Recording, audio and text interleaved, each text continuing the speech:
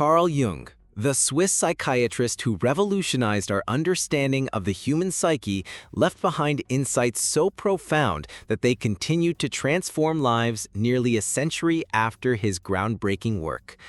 If you're ready to unlock the deepest mysteries of your own mind and discover the hidden forces that shape your reality, then make sure to subscribe and hit that notification bell, because what you're about to learn in the next few minutes will fundamentally change how you see yourself and the world around you.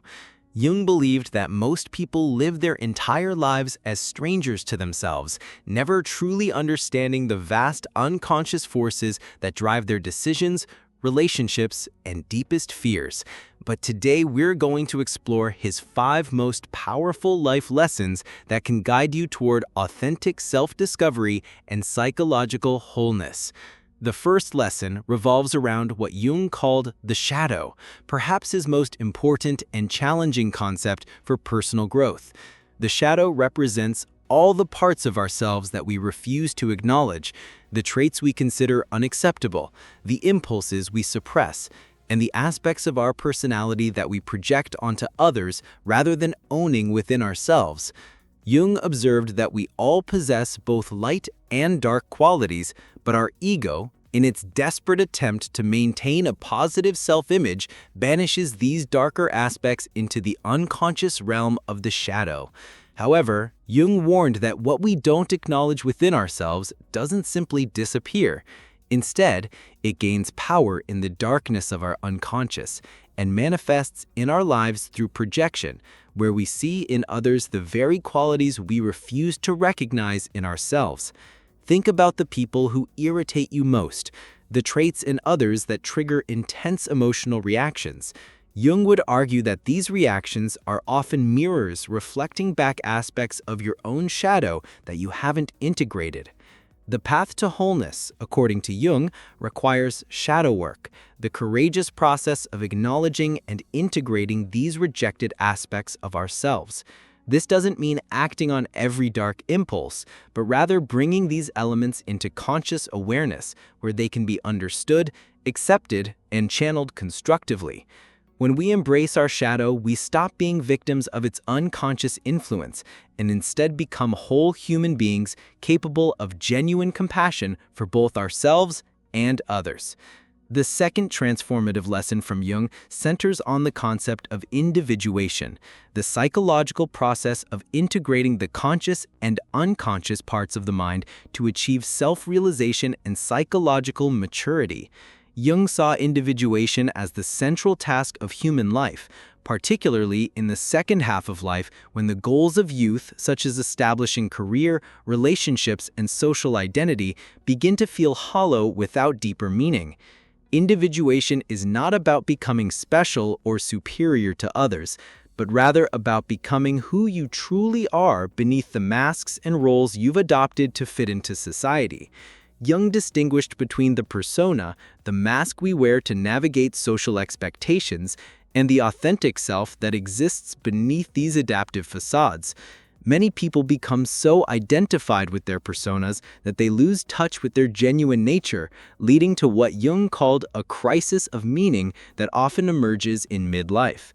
The process of individuation requires us to question the values, beliefs, and identities we've unconsciously inherited from family, culture, and society, and to consciously choose which aspects truly align with our authentic self.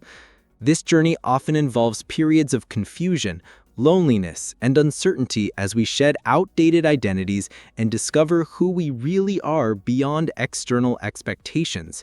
Jung emphasized that individuation is not a selfish pursuit, but rather serves the collective good because individuals who have done the work of becoming authentic contribute more meaningfully to society than those who remain unconscious and reactive.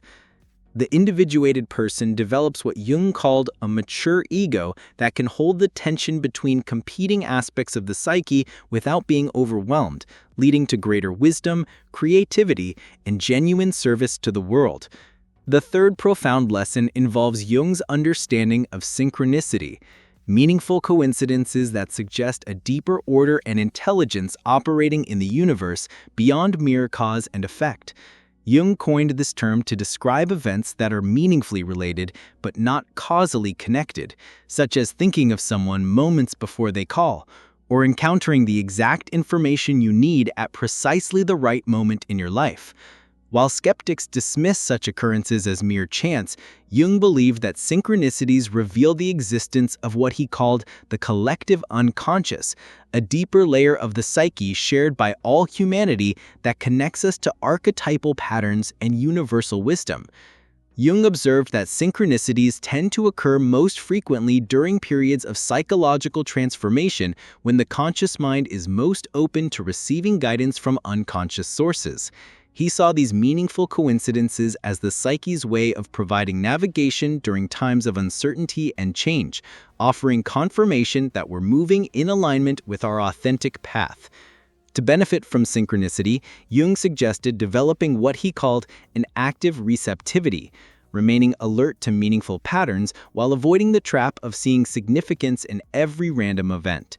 This involves cultivating a balance between rational analysis and intuitive receptivity, allowing both logic and wisdom to inform our decisions. Jung believed that those who learn to recognize and follow synchronicities often find their lives unfolding with greater ease and meaning, as if they're collaborating with rather than fighting against the deeper currents of existence. The fourth essential lesson from Jung focuses on the integration of opposites, a concept he considered crucial for psychological health and spiritual development. Jung observed that the human psyche naturally contains opposing forces, such as masculine and feminine qualities, extroversion and introversion, thinking and feeling, order and chaos. And these polarities create the dynamic tension necessary for growth and creativity. However, our culture often pressures us to identify with one side of these polarities while rejecting the other, leading to psychological imbalance and internal conflict. Jung introduced the concepts of anima and animus to describe the contrasexual aspects of the psyche, suggesting that men must integrate their feminine qualities, such as receptivity, emotion, and intuition, while women must embrace their masculine aspects, like assertiveness, logic, and independence. This integration doesn't mean losing one's gender identity, but rather accessing the full spectrum of human psychological resources regardless of societal expectations. Jung believed that the highest form of psychological development occurs when we learn to hold the tension between opposites rather than collapsing into one extreme, a process he called the transcendent function. This ability to contain contradictions allows us to access wisdom and creativity that emerges from the dynamic interaction between opposing forces within our psyche. Those who successfully integrate opposites often display what Jung called psychological androgyny, a wholeness that transcends rigid gender roles and allows for full self-expression. The final and perhaps most transformative lesson from Jung involves his understanding of the relationship between the individual and the collective, particularly through what he termed the collective unconscious and archetypal patterns that influence human behavior across all cultures and historical periods. Jung discovered that beneath our personal unconscious lies a deeper layer containing universal symbols, myths, and behavioral patterns that he called archetypes, including figures like the mother, the father, the hero, the sage, and the shadow that appear in the dreams, myths, and literature of all human societies. Understanding these archetypal influences helps us recognize when we're being driven by unconscious forces rather than conscious choice, and allows us to engage more skillfully with the universal patterns that shape human experience. Jung emphasized that while we cannot escape the influence of archetypes, we can develop a conscious relationship with them, choosing which archetypal energies to embody and express rather than being possessed by them unconsciously. This awareness helps us understand why certain stories, symbols, and experiences resonate so deeply with us, and provides a framework for making meaning from both personal and collective experiences.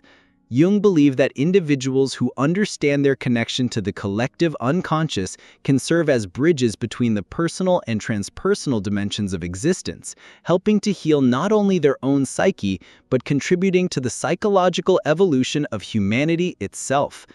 This final lesson reminds us that personal transformation is never purely individual, but always occurs within the context of our shared human heritage and collective destiny. Jung's 5 powerful life lessons offer a roadmap for psychological transformation that remains as relevant today as when he first articulated these insights nearly a century ago. By engaging with shadow work, pursuing individuation, recognizing synchronicity, integrating opposites, and understanding our connection to the collective unconscious, we can move beyond the surface level of existence and tap into the deeper currents of wisdom and meaning that Jung believed were every human being's birthright. These lessons remind us that the journey of self-discovery is not a luxury, but a necessity for anyone seeking to live an authentic, meaningful, and psychologically healthy life in our complex modern world.